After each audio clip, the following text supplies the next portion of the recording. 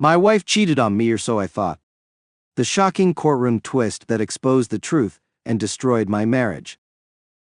I saw a video where my wife was cheating on me, so I threw her out of the house, but in court it was proven that it was her twin sister. My wife divorced me and married someone else. I've always valued trust and loyalty above everything else in life.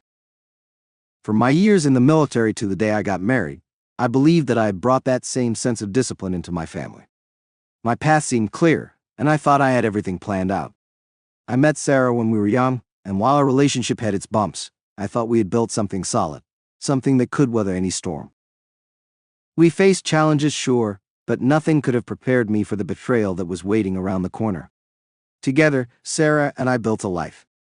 We had 2 beautiful daughters, Emily and Sophie, and a home I thought was a sanctuary, a place where we could all feel safe and at peace. I worked hard, determined to be the best father and husband I could be. But despite all the effort, there was always this faint feeling in the back of my mind that I was missing something.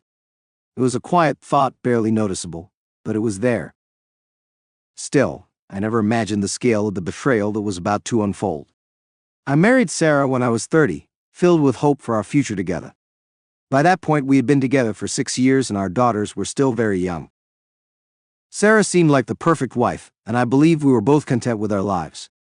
That illusion shattered one night when I stumbled upon something that would change everything.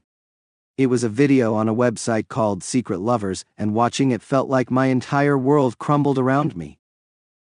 The night I found the video started like any other. I was going through some old boxes in the attic when I came across a DVD. It was unmarked, but something told me it wasn't just some old movie. Curious, I put it in the player. As the video started, I saw her face, Sarah's face. My heart stopped.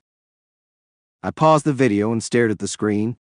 She looked slightly younger, but it was her, no doubt. Desperate to be sure, I rushed to the closet and pulled out some old photo albums. Flipping through them frantically, I finally found a picture that matched. Same hairstyle, same makeup. The realization hit me like a ton of bricks. This video had been made when we were newly married. For a moment, I couldn't breathe. My mind raced with thoughts, trying to make sense of what I had just seen. How could she have done this? I had trusted her. I had loved her. And now I was staring at undeniable proof that she had betrayed me in the most personal way. But instead of breaking down, my military training kicked in. I knew I had to act quickly, decisively. Attack is the best defense, and surprise is an advantage. I needed to get her out of the house as quickly and cleanly as possible, with minimal damage to myself.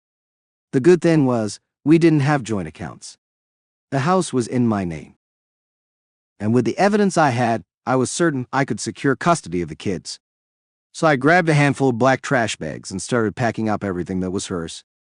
Clothes, shoes, jewelry, everything she owned went into those bags. By the time I was done, there were several bags lined up in the garage, waiting for her. Now, all I had to do was wait. Sarah, who worked as a legal secretary, came home late that night.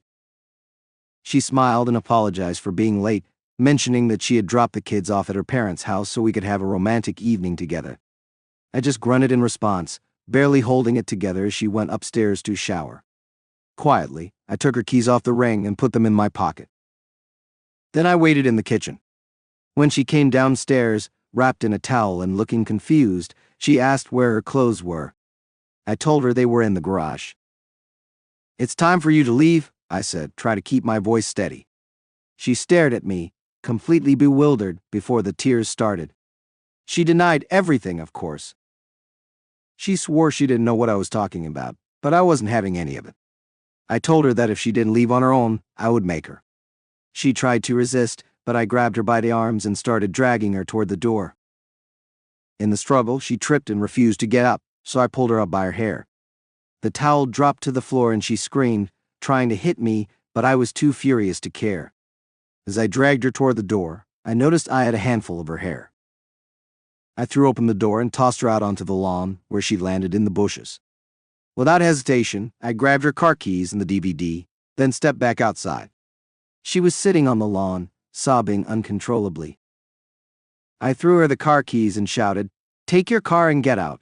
but she just sat there, crying, asking, "Why, Daniel? Why are you doing this?" I hurled the DVD at her, shouting, "This will tell you why." It hit her below the eye, leaving a small cut on her cheek. I slammed the door shut and watched through the window as she struggled to cover herself. Mrs. Anderson, our nosy neighbor from across the street, came rushing over with a coat, wrapping it around Sarah. Of course, I thought she would help her. I turned away and went back inside, ignoring the sight of Sarah getting into her car and driving away. After she left, I finished clearing out the last of her things, took a shower, and headed to the bar.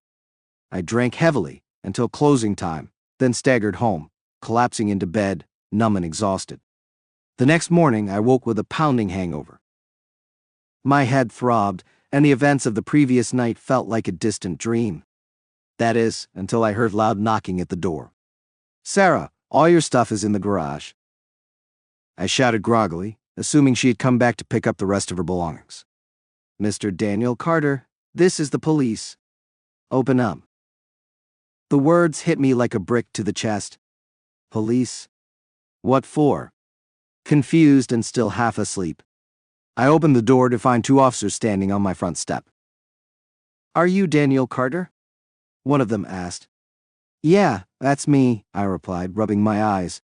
"You're under arrest for assault causing actual bodily harm," the officer said, stepping forward. I couldn't believe what I was hearing. "What? Assault? On who?" "On Mrs. Sarah Carter," he said as he moved to handcuff me. Wait. All I did was throw her out after I found out she'd been cheating on me. I didn't do anything wrong." "That's not for me to decide," the officer replied calmly. "Please get dressed and come with us." Stunned and disoriented, I got dressed and was led out of my house, my neighbors watching as I was taken away in the back of a police car. When we got to the station, they showed me photos of Sarah's injuries, scratches on her arms, bruises on her legs, a cut on her cheek, and a clump of hair I had ripped from her head. Seeing the photos, the reality of what I had done started to sink in. I tried to explain what had happened, telling them that I'd found the video of her, that she had cheated on me while we were married. But the detective didn't seem interested in my side of the story. "I expect you to follow the law," he said coldly. That's all. After being charged and released on bail, I was given a court date for the following Monday. When I got back home, all of Sarah's belongings were gone. I didn't hear from her parents over the weekend. On Monday, my case was referred to a higher court, and I was ordered to surrender my passport. By Tuesday, I was working with a lawyer to start the divorce process. I handed him the DVD and some photos from our honeymoon, and he seemed confident that we could get through it quickly. He said that with the evidence I had, I would likely get custody of the kids and keep the house. That bit of hope kept me going, but it didn't last long. On Wednesday, I received a letter from Sarah's lawyer saying that she was filing for divorce on the grounds of cruelty and had been granted an injunction to keep me 200 yards away from her parents, and worst of all, our daughters. I was livid. She was divorcing me? After what she had done? After she had cheated on me? I was the victim here. I called my lawyer immediately, but when we met later that week, the conversation didn't go as I had hoped. He was furious that I hadn't told him everything, especially about the assault charge. Now, with her claims of cruelty and the criminal charges, my chances of winning custody were slipping away. He suggested we change the divorce petition to irreconcilable differences to avoid a messy court battle, but I refused. She had betrayed me, and I wasn't going to let her get away with it. Over the next few weeks, I tried to keep going, but my life was falling apart. The anger I had felt at night slowly started to fade, but it was replaced with a deep sadness. I missed my kids terribly. The house, once filled with their laughter, felt empty and cold. I stopped cooking, started eating out every night, and drank more than I should have. My work began to suffer, and soon I started receiving letters about overdue bills. Sarah had canceled all the direct payments for the mortgage and utilities, leaving me to deal with hundreds of dollars in debt. The $1,000 I normally set aside for household expenses wasn't enough, and I had no idea how I was going to manage. A month later, I finally received a court date for the divorce hearing. I hadn't heard from Sarah or her lawyer in weeks, and the silence was unbearable. On the day of the hearing, I showed up in my best suit, hoping for the best. Sarah was there, but she avoided making eye contact with me. My lawyer presented the video, arguing that Sarah's behavior made her unfit to raise our daughters, and that I should be granted full custody. But when it was Sarah's turn to speak, she dropped a bombshell that none of us saw coming. She claimed that the woman in the video wasn't her. It was her twin sister Jessica. The courtroom fell silent as Jessica was called to testify. She admitted that it was her in the video, explaining that she and Sarah led very different lives. Jessica had struggled with substance abuse and promiscuity for years, but had turned her life around with Sarah's help. As I sat there stunned, the judge noted the striking resemblance between the two women. My lawyer tried to argue that it didn't matter, but Jessica showed a small tattoo on her ankle that matched the one in the video, proving that she was telling the truth. The judge dismissed my petition, and I felt the floor fall out from under me. All the anger, all the rage that had fueled me for the last few months vanished, leaving behind only emptiness. After the hearing, I apologized to Sarah. I told her I was sorry for not waiting to get all the facts before acting, but she just looked at me and said, "You didn't wait, did you?" Then she walked away. That afternoon, Sarah filed her own divorce petition, citing irreconcilable differences. I didn't even try to fight it. There was no point. The judge awarded her custody of the kids and gave her the house until the girls turned 18. Our assets were to be split, and I was ordered to pay child support. To make matters worse, I still had the assault trial hanging over my head, and my access to the children would be arranged through social services. Feeling defeated, I went home to find a letter with my trial date. Desperate for someone to talk to, I called my accountant, Claire. She had been managing my finances since Sarah had handled everything before the separation. Claire was a straightforward, no-nonsense woman, and while we had developed a friendship, I could tell she wasn't thrilled about my situation. When I told her everything that had happened, she was shocked. "You really thought throwing her out like that was the right thing to do?" she asked. I lost control, I admit it. It wasn't even her in the video. We talked for hours, finishing 2 bottles of wine. When I was about to leave, Claire insisted that I stay the night. "I'm not letting you drive after all this," she said. So I stayed, unsure if I was crossing a line in our friendship. The next morning, I asked Claire if she could manage my business if I went to prison. She agreed, though she hoped it wouldn't come to that. 2 weeks later, I stood in court, waiting for my trial to begin. I had pled guilty to the assault charges. During the proceedings, my lawyer tried to argue that the video had led to a misunderstanding, but I interrupted him, admitting the truth. It wasn't Sarah in the video. I was wrong. I confessed to losing control and acknowledged how much I had ruined by acting impulsively. I apologized sincerely and begged for leniency, though I had no real hope of it. When Sarah took the stand, she surprised me.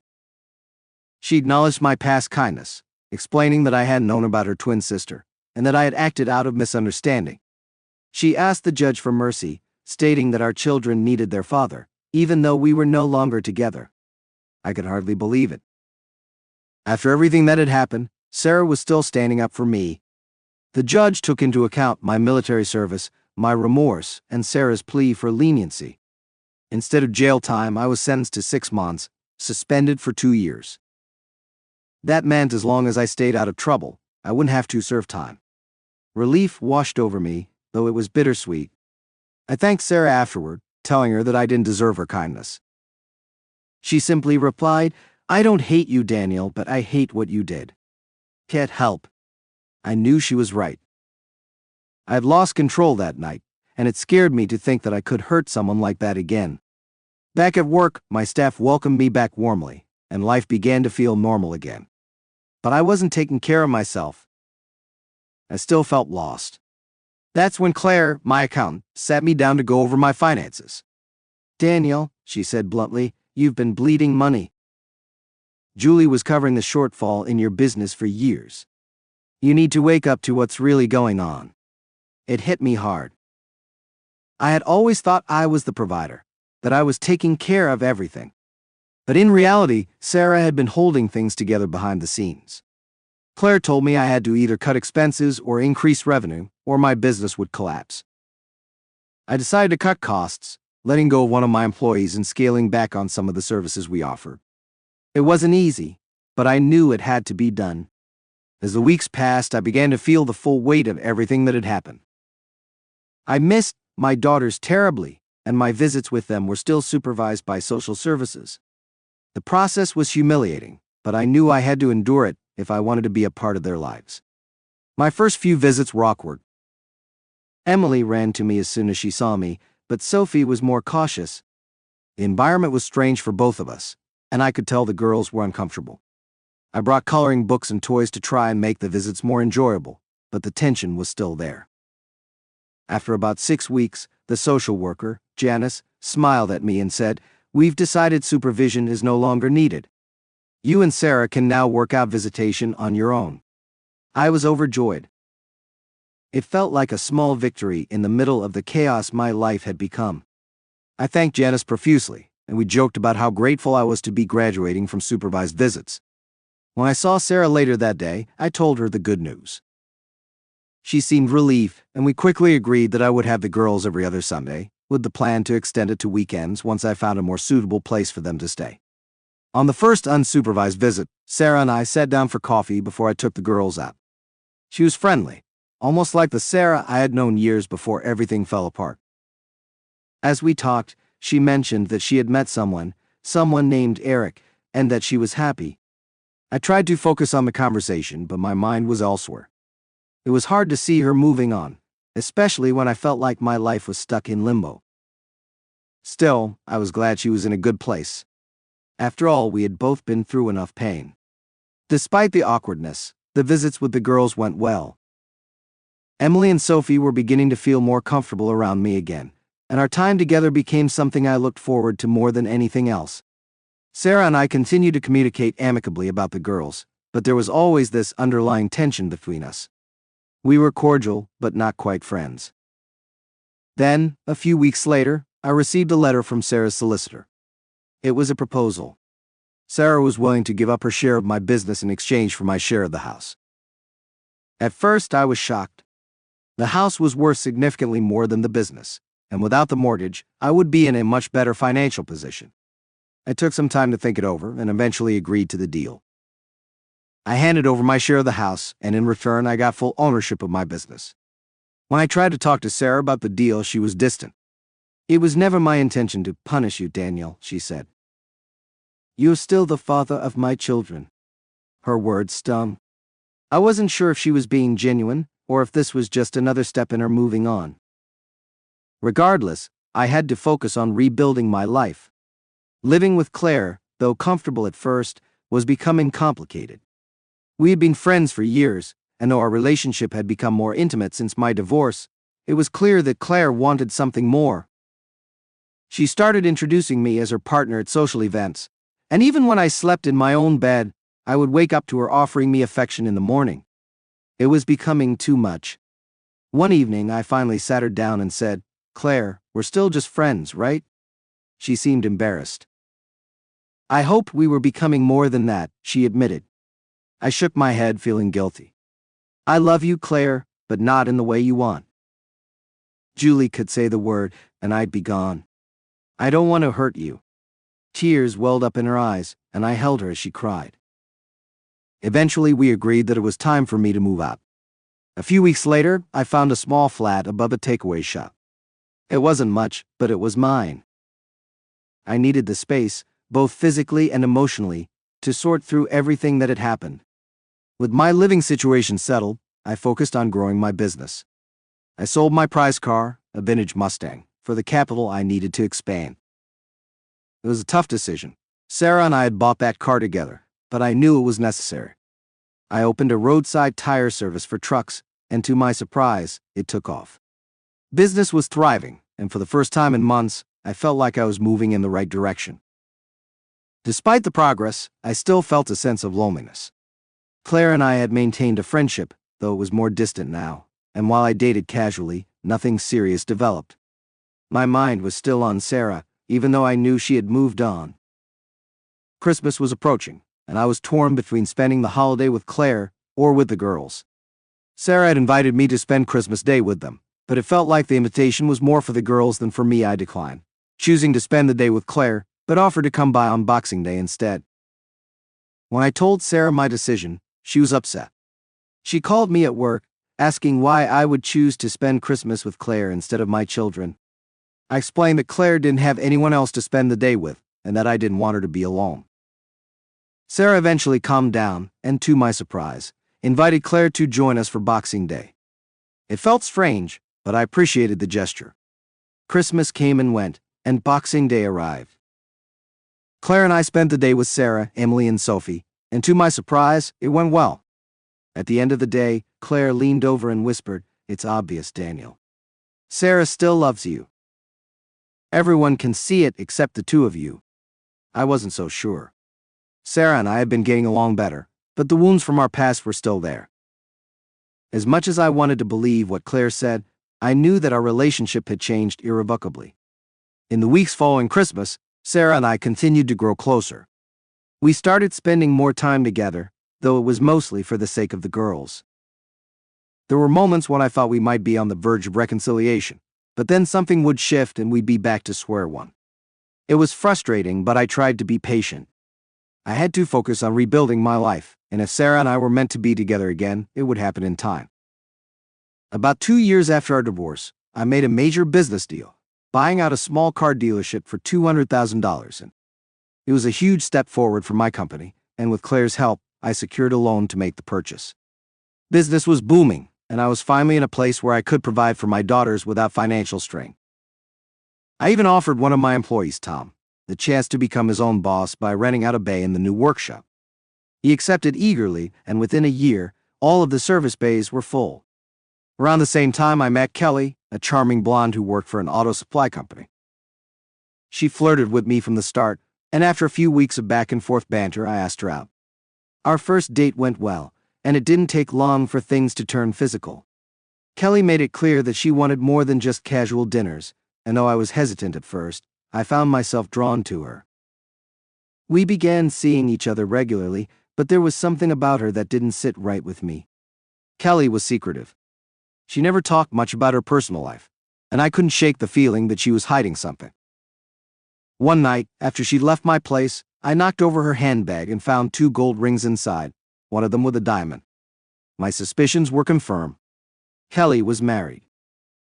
The next time I saw her, I confronted her about the rings. She tried to lie at first, claiming she had lost them, but when I pressed her, she broke down. She confessed that she wasn't divorced and that she was still living with her husband, who worked night shifts. Her mother thought she was out with friends. Whenever she snuck out to see me, I was furious, but more than that, I was disappointed. I had trusted Kelly, and now I realized she had been lying to me from the start. I told her I couldn't continue seeing her and asked her to leave. She tried to apologize, but it was too late. As she walked out, I couldn't help but think about how I had let myself fall into the same pattern again, trusting someone only to be betrayed. A week later, I was back at Sarah's house to pick up the girls. As I stood in the kitchen, I noticed that our old wedding photo was missing from the mantel. "I see you're not wearing your rings anymore," I remarked casually. Sarah looked away, avoiding eye contact. "Well, I haven't been married for 4 years," she replied. There was a sadness in her voice, but I didn't press the issue. As my 40th birthday approached, I decided to treat myself to a new car. I bought a sleek black Mercedes and couldn't wait to show it off. On the day of my birthday, my employees surprised me with a party at the workshop. We had drinks, a catered dinner, and even a stripper, a joke organized by Tom and Eric, my business partner. Despite the fun, I couldn't shake the feeling that something was missing. Neither Sarah nor the girls had sent me a birthday card, and it stung more than I wanted to admit. Claire tried to cheer me up, but I knew I needed more than just a distraction. I needed to figure out what was really going on in my life and what I wanted for the future. The following Sunday, I picked up Emily and Sophie in my new car. They were thrilled, and when we arrived at Sarah's house, Emily excitedly told her mom, "Have you seen Dad's new car?" Sarah looked surprised. "What brought that on?" "It was a birthday present to myself," I said, trying to keep my tone light. Emily glared at her mother. "I told you we needed to get something for Dad's birthday, but you made us spend the day with Miles instead. I hate him, and I hate you." Sarah's eyes filled with tears, and I quickly reassured her, telling her that Emily didn't mean it. She was just upset about missing my birthday. Sarah apologized, but I could see the pain in her eyes. She had moved on with her life, but it was clear that things with Miles weren't as perfect as she wanted them to be. As the days passed, I couldn't shake the feeling that something was off between Sarah and Miles. The girls didn't like him, and Sarah seemed distant whenever I asked about him. I tried to stay out of it, focusing on my business and my relationship with my daughters, but I couldn't help but wonder what was really going on behind the scenes. One evening, Sarah called me, asking if we could meet for dinner. She sounded nervous, and I had no idea what to expect. When I arrived at the restaurant, she looked stunning in a black dress. We made small talk over dinner, but I could tell she had something important to say. Finally, after we finished eating, she took a deep breath and said, "Daniel, I didn't invite you here to talk about getting back together. I'm getting married to Miles." The words hit me like a punch to the gut, but I tried to hide my shock. "What do you need from me?" I asked, keeping my voice steady. "There's something you can help with," she said, her voice trembling. "Miles' family wants the girls to take his name. He can't have children, and his family will disown him if he marries me without the girls taking his name." I was floored. "Wait, you're asking me to let him adopt my daughters? How long have you known this guy?" "I've known Miles for 5 years. He's a barrister, and we work together. This isn't sudden, Daniel." I couldn't believe what I was hearing. I felt like I had been blindsided. "Sarah, I'm not letting anyone adopt my children, especially someone they don't even like." "You're making this harder than it needs to be," she said, her frustration growing. "I thought you'd be happy to stop paying child support. That's all I'm asking." I could feel my anger rising. "Sarah, I've changed, but I'm not the kind of man who would sell his children just to save a few dollars. Tell me, how does this benefit the girls?" She had no answer, and I knew she didn't really expect me to agree. This was about her and Miles, not our children. After a long silence, she finally said, "Miles can't have children. This is the only way." I shook my head, feeling betrayed all over again. "I won't sign anything until you're married," I said firmly, "and I want it in writing that my access to the girls stays the same." Sarah nodded, though I could see the disappointment in her eyes. Miles showed up at the restaurant a few minutes later, and I could feel the tension between us as I stood to leave.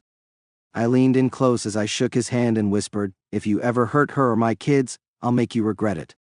That's a promise." Miles paled, but said nothing. The next morning, I got a call from Emily.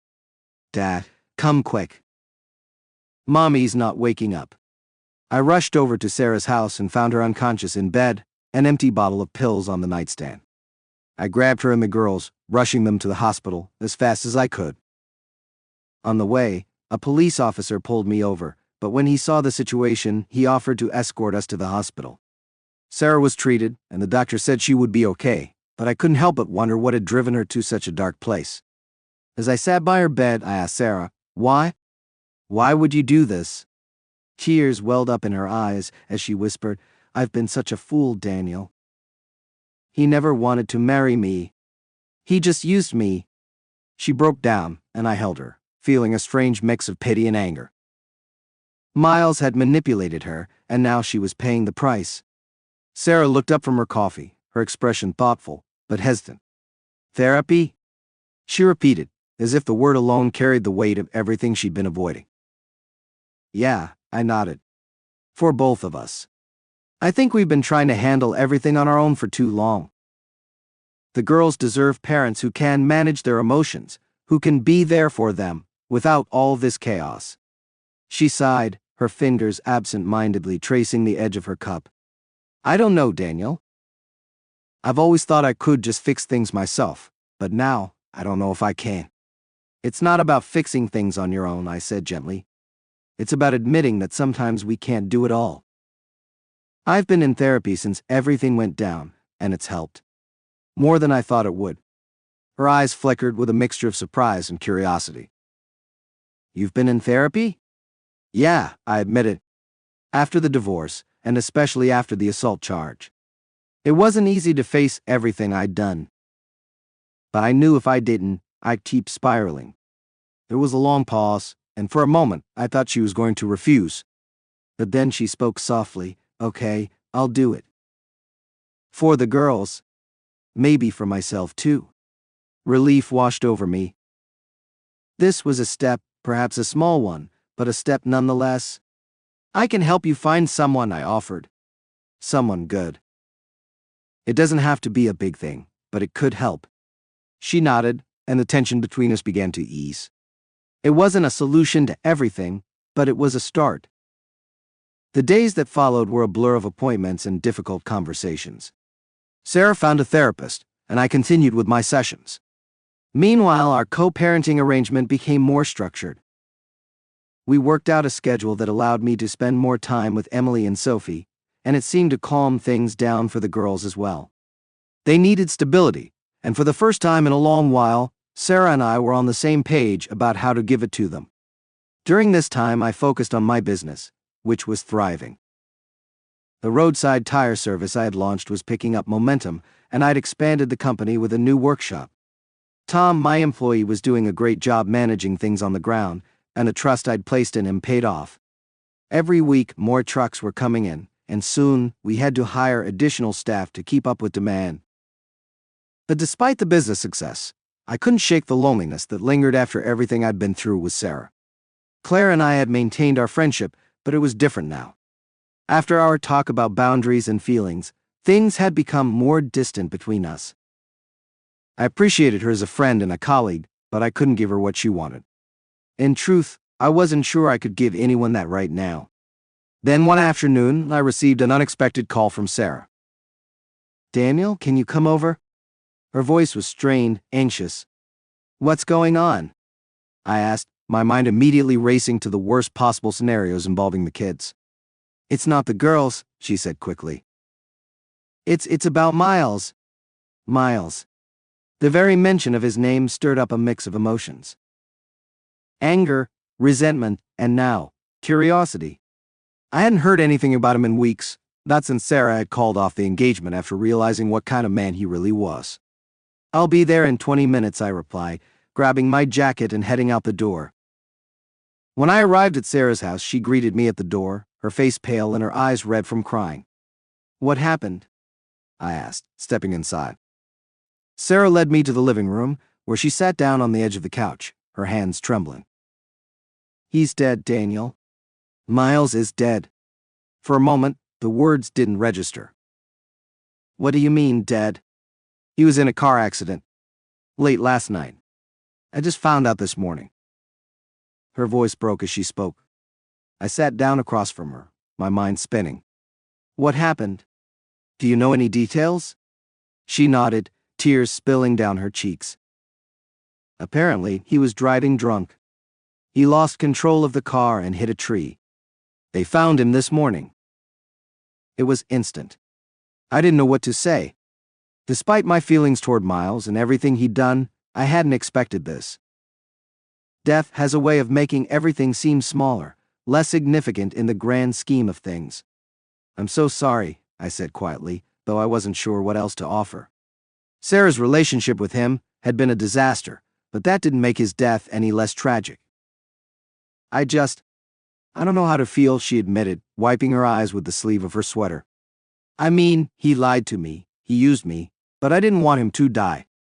I nodded. "It's okay to feel conflicted. You don't have to sort it all out right now." She looked at me, her eyes filled with uncertainty. "I don't know if I can do this, Daniel. The girls, the therapy, my job, everything just feels too much." I leaned forward, placing a hand on her shoulder. "You don't have to do it alone. We'll figure it out, one day at a time." In the weeks following Miles's death, things shifted between Sarah and me. We found ourselves talking more, not just about the girls or logistics, but about life, about what we'd been through and how we could move forward. There was no mention of getting back together, but we both acknowledged that we were in a better place now than we had been in years. The therapy was helping both of us in different ways. For Sarah, it was about working through her guilt and shame over the choices she'd made. For me, it was about continuing to manage my anger and learning to let go of the resentment I'd held onto for so long. We were healing, albeit slowly, and it was clear that our relationship, whatever it was now, was becoming more stable, more grounded.